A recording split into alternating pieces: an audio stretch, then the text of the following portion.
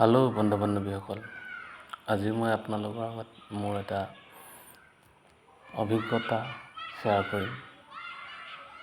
মই তেতিয়া প্ৰায় ক্লাছ 9-10 এনেকুৱাত পঢ়ি আছোঁ। মোৰ লগৰ এজন আছিল, লগৰ মানে মোতকৈ বহুত সৰু।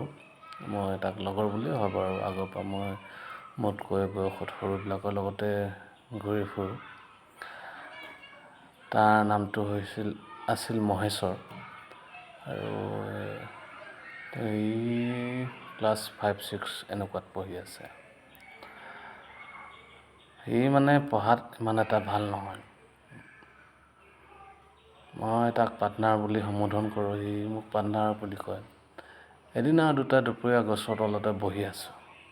বহি থাকোঁতে মই তাক ক'লোঁ যে পাৰ্টনাৰ, তোৰ পঢ়া শুনা কেনেকুৱা চলিছে? সি কৈছে চলি আছে আৰু পাৰ্টনাৰ যেনে তেনে। মই বোলো পাৰ্টনাৰ, তই ইমান পঢ়া নাজানো, বৰ এটা ভাল নহয় বুলি কোৱা শুনিছোঁ, তোৰ নামটো লিখিব জানা নাই পাৰ্টনাৰ?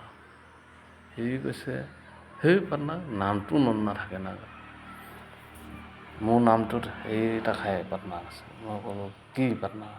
সি কৈছে 2 এটা খায়। মই 2 এটা? নামত 2 এটা খাইছে? পিছত ভাবি পাইছোঁ তাৰমানে সি তাৰ যে মহেশ্বৰ, হটোক মানে সি 2 বুলি ভাবি আছে।